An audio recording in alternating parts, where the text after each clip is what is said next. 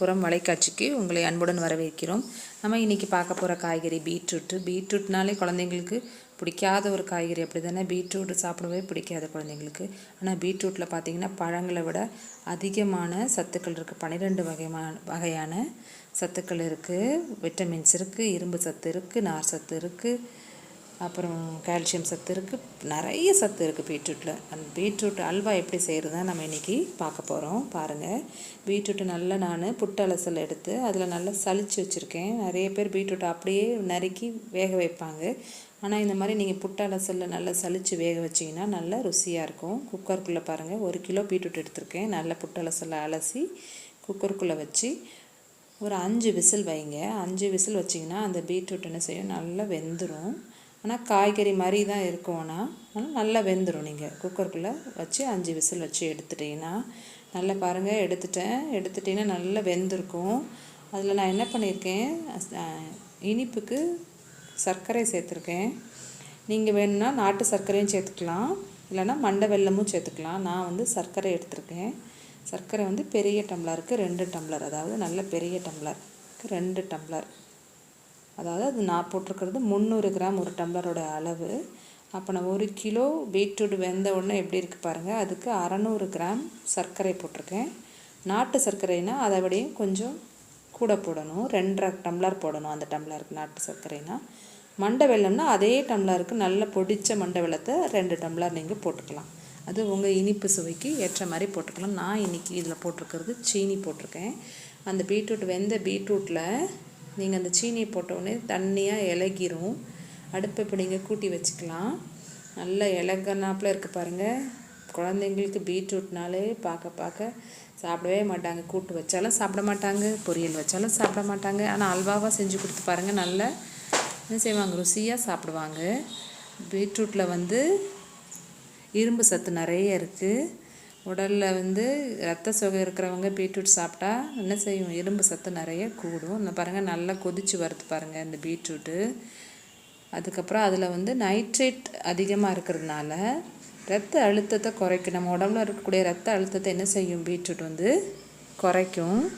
கீரையை விட அதிகமான இரும்பு சத்து வந்து நம்ம பீட்ரூட்டில் இருக்குது. நிறைய பேர் கீரை சாப்பிட்டா தான் இரும்பு சத்து கிடைக்கும்னு நினைக்கிறீங்க. ஆனால் கீரையில் நிறைய இரும்பு சத்து இருக்குது. இந்த பாருங்கள், அது வெந்ததுக்கப்புறம் நல்லா நுர வருது.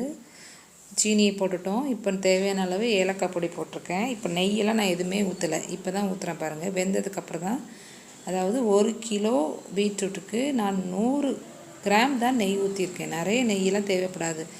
நம்ம அல்வாக்குன்னா நிறைய சரிக்கு சரி, இல்லைன்னா முக்கால் பகுதி இல்லை அரைப்பகுதி நெய் ஊற்றுவாங்க. இந்த காய்கறி அல்வாக்கு அப்படிலாம் நெய் நிறைய தேவைப்படாது. நீங்கள் பீட்ரூட் அல்வா ஆனாலும் சரி, அதிலே ஒரு எண்ணெய் சத்து மாதிரி வந்துடும். நீங்கள் சீனியோ சர்க்கரையோ நாட்டு சர்க்கரை போட்டாலே ஒரு மாதிரி ஒரு எண்ணெய் பிசுக்கு மாதிரி இருக்கும். இதில் நீங்கள் நெய் நிறைய ஊற்றணும்னு அவசியம் இல்லை. நான் பாருங்கள், 1 கிலோவுக்கு வந்து 800 கிராம் சீனி போட்டிருக்கேன். 100 ml, அதிகபட்சம் 150 கிராம் நெய் ஊற்றினா போதும். அதுக்கு மேலே தேவைப்படாது. 100 தாராளமாக போதும். நல்லா இருக்கும். பார்த்திங்கன்னா ரொம்ப நெய் இருந்தாலும் சாப்பிட்றதுக்கு ரொம்ப திகட்ட இருக்கும். நீங்கள் ஒரு பாத்திரத்தில் நெய்யை ஊற்றி கொஞ்சம் அண்டிப்பருப்பு போட்டு அதில் போட்டுருங்க.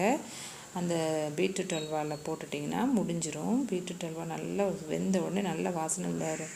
நீங்கள் மொத்தத்தில் 1 மணி நேரத்தில் அல்வா கிண்டி முடிச்சிடலாம். புட்டலசில் சீவிட்டு நல்லா குக்கரில் 5 விசில் வச்சு எடுத்துகிட்டு சீனியை போட்டு ஏலக்காய் போட்டு நல்லா வெந்து பார்த்திங்கன்னா அது நல்ல தண்ணியாக இருக்கும். அது அப்படியே கொஞ்சம் கொஞ்சமாக இறுக ஆரம்பிச்சிடும். அந்த சீனி பாகு ஃபுல்லாக இறுக ஆரம்பிச்சிடும். இப்போ பாருங்கள், இந்த தண்ணி வந்து குறைய ஆரம்பிச்சிட்டாலே பீட்ரூட் அல்வா ரெடி ஆயிடுச்சுன்னு அர்த்தம். பாருங்கள், பீட்ரூட் வந்து சாப்பிட்டா நல்ல செரிமானம் ஆகுமா, செரிமான கோளாறெல்லாம் சரி செஞ்சிருமா, உடலில் இரும்பு சத்தை சரி பண்ணும்.